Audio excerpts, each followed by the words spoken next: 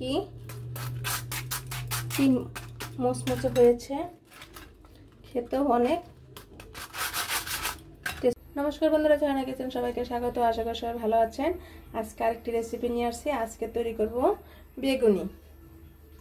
আমরা বড় সাইজের একটি বেগুন এভাবে লম্বা করে, এভাবে চিকন করে আমরা কেটে নিয়েছি।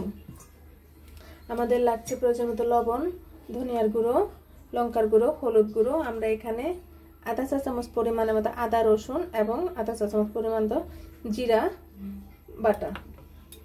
আর আমরা এখানে নিয়েছি ছোট সাইজের একটি বাটির আধা বাটি বেসন।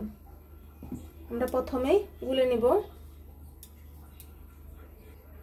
আমরা বেসনটাকে এভাবে করে নিব।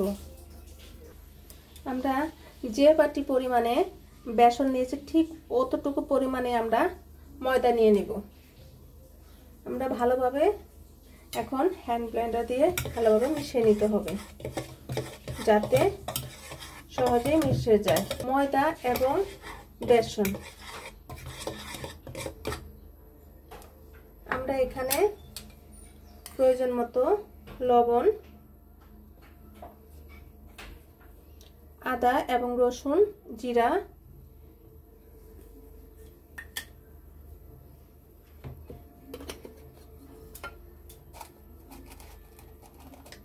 এক চা চামচ পরিমাণের মতো আমরা কর্নফ্লাওয়ার দিয়ে দিব।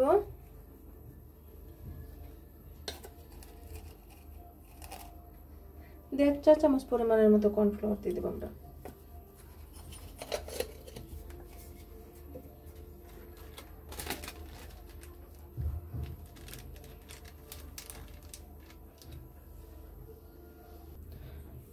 আধা চা চামচ পরিমাণের চেয়ে কম খাবার সোডা দিয়ে দিব। এখন ভালোভাবে হ্যান্ড ব্লেন্ডার দিয়ে মেখে নিতে হবে। আধা চা চামচ পরিমাণের মতো হলুদ গুঁড়ো,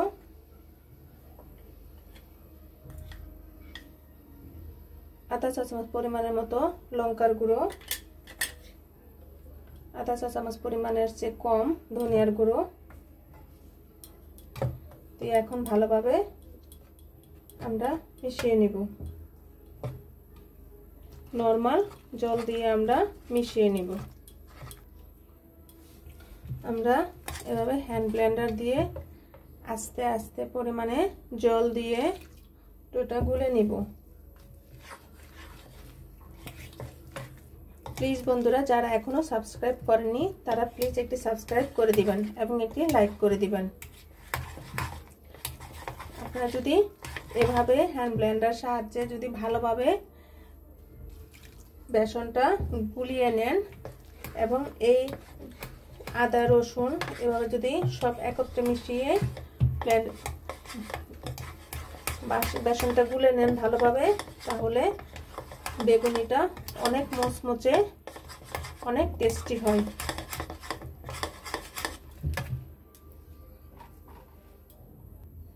আমাদের গোলাটা গোলানো হয়ে গেছে বেসনটা।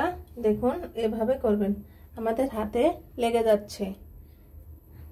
এখন আমরা 20 মিনিটের মতো আমরা ঢেকে রেখে দিব। এখন আমরা 20 মিনিটের মতো আমরা ঢেকে রেখে দিব। আমরা বেগুনগুলোকে নরমাল জল দিয়ে এবং হালকা একটু লবণ, পরিমাণ মতো একটু হালকা লবণ দিয়ে কিছুক্ষণ ভিজিয়ে রাখবো, যাতে বেগুনটা জলটা যেন বেগুনটি ডুবে যায়। এভাবে দিয়ে দিতে হবে। এভাবে আমরা কিছুক্ষণ রেখে দিব যাতে বেগুনটা নরম হয়। দেখুন বন্ধুরা, আমাদের বেগুনগুলো এখন লবণ জলের থেকে তুলে ভালোভাবে ধুয়ে নিব। এখন আমরা বেসনটা একটু ভালোভাবে আবার হ্যান্ড ব্লেন্ডারের সাহায্যে একটু ভালোভাবে মিশিয়ে নিতে হবে।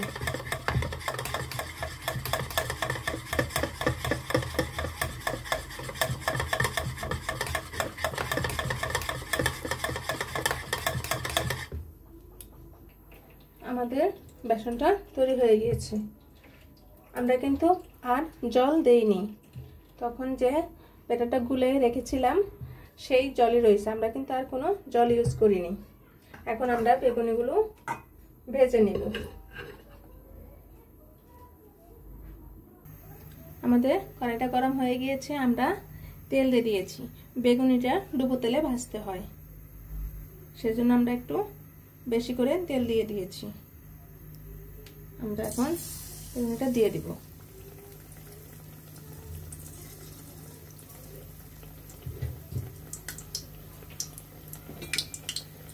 এক পাশ ফুলে আসার জন্য তখন আমরা এভাবে বেগুনিটাকে ভালোভাবে উল্টে নেব।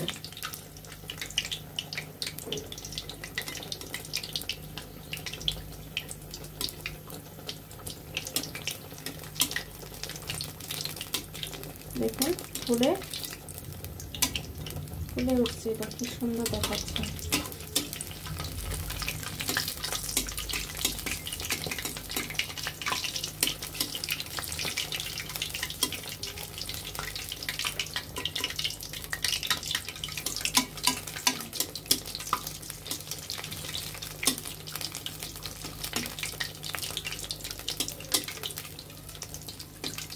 যতক্ষণ পর্যন্ত এটা তো ফুলে না আসছে ততক্ষণ পর্যন্ত আপনি এভাবে উপরে তেল দিতে থাকবেন।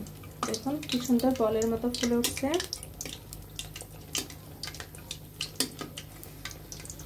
এভাবে আরেকটা আমরা দিয়ে দিব।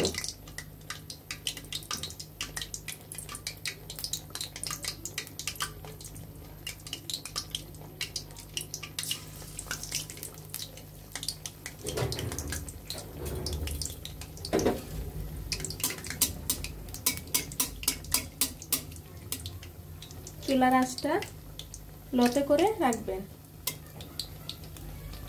প্রথমে হাই করে দিলে তখন বেগুনিগুলো পুড়ে যাবে এবং বেগুনগুলো মচমচে হবে না।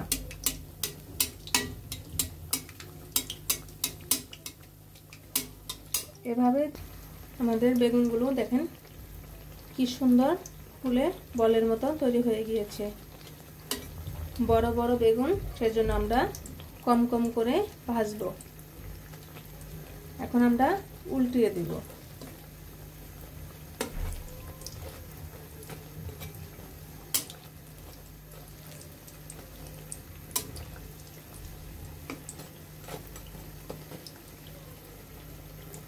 আমাদের বেগুনিগুলো হয়ে গিয়েছে, আমরা এখন নামিয়ে নেব।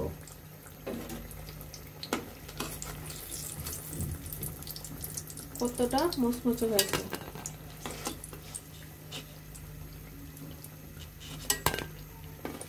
আওয়াজ শুনলেই বোঝা যাচ্ছে।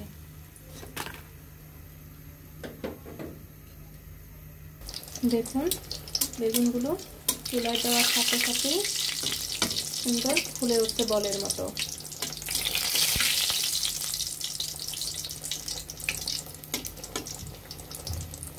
আপনারা এভাবে বেগুনি যখন ভাজবেন তখন উপর দিয়ে এভাবে তেলটা দিয়ে দিবেন।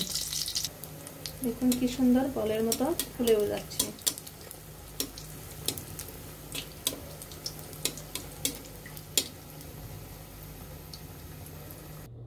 দেখুন বন্ধুরা বেগুনিটি কি মচমচে হয়েছে, খেতেও অনেক টেস্টি হয়েছে। আপনারা অবশ্যই বেগুনিটা কেমন হলো অবশ্যই কমেন্টে জানাবেন। ভিডিওটি দেখার জন্য ধন্যবাদ। Thank you.